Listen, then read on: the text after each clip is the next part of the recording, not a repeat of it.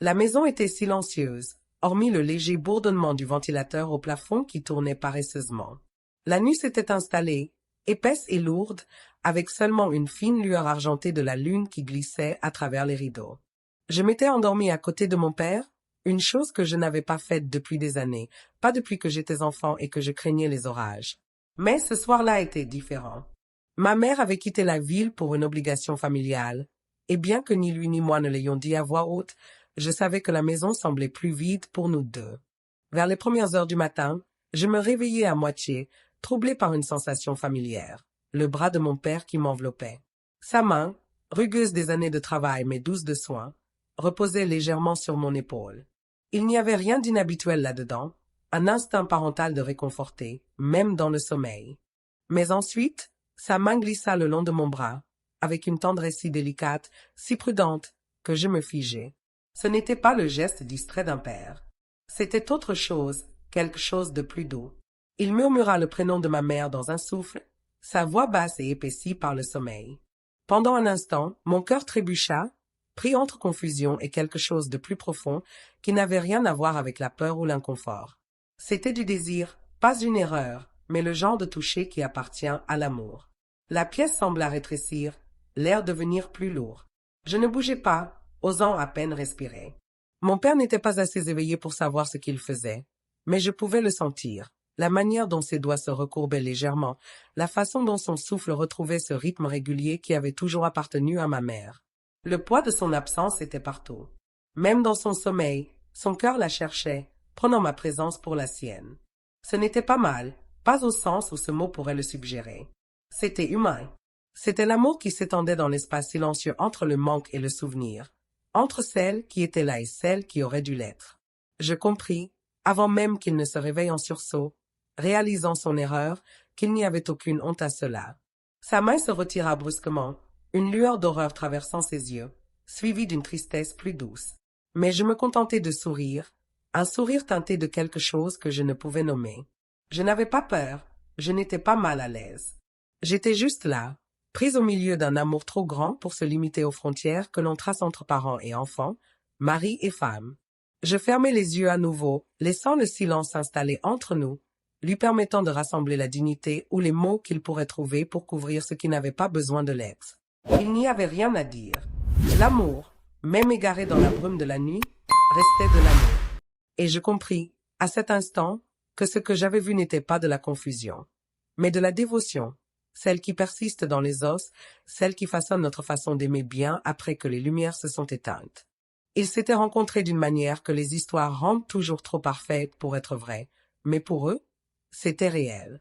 Mon père avait vu ma mère pour la première fois dans une ruelle étroite bordée d'étals de marché.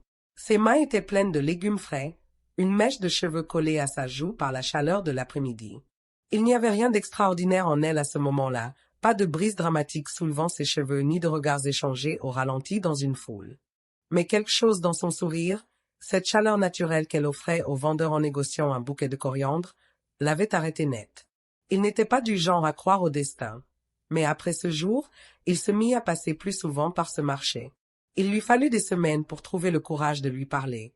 Et même alors, ce ne fut ni fluide ni charmeur. Mon père n'était pas fait pour les grands gestes. Il était maladroit. Ses mots s'échappaient plus vite qu'il ne pouvait les rattraper. Mais ma mère rit, pas de lui, mais avec lui, et cela suffit. Ils étaient deux personnes ordinaires attirées l'une vers l'autre par quelque chose d'invisible et d'inexplicable, une force qui n'a pas besoin d'explication parce qu'elle semble aussi naturelle que respirer. Leur amour grandit dans des gestes simples, des notes manuscrites glissées dans des poches, des tasses de thé posées sur un bureau sans un mot. Ils bâtirent leur romance dans les interstices de la vie quotidienne, rentrer du travail ensemble, partager des histoires anodines, rester assis en silence à l'ombre d'un vieil arbre quand les mots semblaient superflus. Il n'y avait ni drame ni obstacle à surmonter, juste le déploiement tranquille de deux vies qui s'accordaient confortablement. Leur mariage fut simple, une robe empruntée, une pièce remplie d'amis, et des vœux qui n'avaient pas besoin de mots fleuris parce qu'ils étaient déjà vécus dans la manière dont ils se regardaient. Ils promirent les choses habituelles, rester l'un près de l'autre, affronter ensemble les tempêtes. Mais ils savaient tous deux que l'amour se forgeait dans des moments plus petits, dans la façon dont ma mère savait exactement comment mon père aimait son thé, ou dans celle dont mon père posait toujours sa main au creux de son dos dans une foule, la ramenant à lui. La vie ne leur fut pas toujours clémente. Il y eut des luttes, celles qui testent non seulement l'amour, mais aussi la patience, l'endurance et la foi en l'autre. L'argent manquait souvent, mon père travaillait de longues heures, ma mère jonglait entre emploi et famille. Pourtant, même dans leur épuisement, ils se retrouvaient toujours. L'amour ne rendait pas la vie plus facile, mais il la rendait digne d'être vécue. J'ai grandi en observant cet amour, pas celui des grands gestes, mais celui du soin discret et constant. Je le voyais dans la douceur du regard de mon père chaque fois que ma mère entrait dans une pièce, dans la manière dont ma mère cherchait instinctivement sa main quand elle parlait de leur avenir.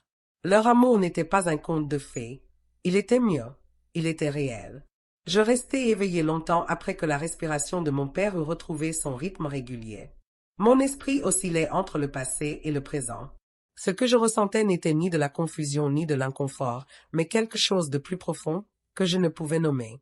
Il n'y avait aucune honte dans ce qui s'était passé, aucun sentiment qu'une limite avait été franchie. C'était juste l'amour qui saignait à travers le temps, un homme cherchant la femme qui avait toujours été là, pour ne trouver qu'une fille qui avait, sans le vouloir, pris la place vide. Cela me fit réfléchir à toutes les fois où j'avais vu mes parents ensemble, aux petites manières dont ils existaient dans la vie l'un de l'autre sans éclat. Mon père avait toujours été un homme silencieux, pas du genre à parler de sentiments. Mais son amour était évident dans sa façon de vivre, dans la manière dont il préparait la tasse de ma mère avant qu'elle ne la demande, dont ses yeux la suivaient dans une pièce comme si elle était son encre, sans même qu'il s'en rende compte.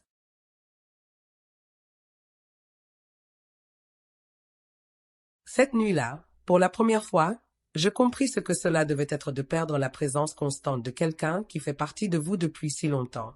Ma mère n'était absente que pour quelques jours, pourtant son absence emplissait la maison d'une manière que le silence ne pouvait couvrir. Mon père n'avait pas besoin de le dire. C'était dans la façon dont ses doigts cherchaient sans réfléchir, dont son cœur avait mémorisé la forme et la sensation d'elle après des années à dormir à ses côtés. Ce n'était pas le toucher qui restait dans mon esprit, mais le poids qu'il portait, ce besoin qui n'appartient ni à la passion ni au désir, mais à quelque chose de bien plus profond.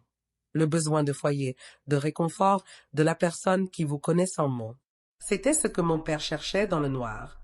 Pendant un instant, j'avais occupé cet espace, non parce qu'il m'avait confondu avec ma mère, mais parce que, dans la vulnérabilité du demi-sommeil, son cœur s'était tendu vers le seul amour qu'il ait jamais connu. Cela ne m'avait pas blessé.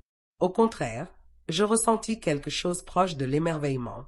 Aimer quelqu'un si profondément que même l'absence ne brise pas l'habitude de le chercher, c'était quelque chose que je n'avais lu que dans les livres, quelque chose que je pensais réservé aux histoires. Mais c'était réel, et cela vivait dans ma propre maison, dans l'homme qui m'avait élevé. Cela me fit me demander si je trouverais un jour cela pour moi-même. J'avais toujours pensé que l'amour était fait d'excitation, de grands gestes et de confessions enflammées. Mais cette nuit-là, je vis qu'il était plus discret, plus fort, enraciné dans une connaissance qui prend des années à se construire. Cet instant ne changea pas la façon dont je voyais mon père. Il changea la façon dont je voyais l'amour lui-même. Ce n'était plus quelque chose à poursuivre ou à rêver, mais quelque chose à bâtir, moment après moment, jusqu'à ce qu'il vive si profondément en vous que, même dans le sommeil, vous le cherchiez sans y penser. Le lendemain matin, rien ne fut dit à propos de la nuit précédente. Mon père suivit sa routine habituelle, faire bouillir l'eau pour le thé, redresser les coussins du canapé, ajuster l'horloge même si elle était parfaitement à l'heure. C'était le genre de silence qui n'avait pas besoin de mots pour s'expliquer. Mais entre nous, il y avait une nouvelle compréhension, quelque chose de non dit mais pleinement ressenti. Je l'observais attentivement, notant des choses que j'avais toujours négligées. La manière dont ses doigts glissaient sur le bord de la table, dont ses épaules se détendaient légèrement chaque fois que son téléphone vibrait avec un message de ma mère. Ce n'était pas un désir dramatique, mais une habitude forgée par l'amour, le réconfort de savoir que quelqu'un est toujours à un appel de distance. Je vis combien de lui était façonné par sa présence, et comment, même dans son absence, elle vivait dans les moindres détails de sa journée. Il n'y avait ni culpabilité ni tension gênante entre nous qui nécessitait d'être résolue. Ce qui s'était passé n'était pas une erreur, mais un aperçu des espaces silencieux où l'amour perdure. Quand ma mère rentra plus tard ce jour-là, la maison sembla expirer, comme si elle avait retenu son souffle. La main de mon père trouva la sienne presque automatiquement, leurs doigts s'entrelaçant comme il l'avait toujours fait. Il n'y avait rien d'extraordinaire là-dedans, mais c'était tout. Je ne racontais jamais à ma mère ce qui s'était passé cette nuit-là, non parce que c'était un secret, mais parce qu'il n'y avait rien à expliquer. Ce n'était pas une histoire de confusion ou de malaise. C'était une histoire d'amour, celui qui s'étend au-delà des années, au-delà de l'absence, au-delà même des mots. Cette nuit devint une partie de moi, un rappel du genre d'amour que je voulais construire pour moi-même. Pas l'élan fugace de la romance, mais la présence constante et inébranlable de quelqu'un qui devient une part essentielle de vous, au point que, même dans le noir, même dans le sommeil, votre cœur sait exactement où il doit aller. Et tandis que je regardais mes parents rire d'une plaisanterie trop insignifiante pour compter, je compris que l'amour n'est pas quelque chose que l'on trouve. C'est quelque chose que l'on construit, jusqu'à ce qu'il vive dans vos os, dans votre souffle, dans chaque moment ordinaire et silencieux qui compose une vie.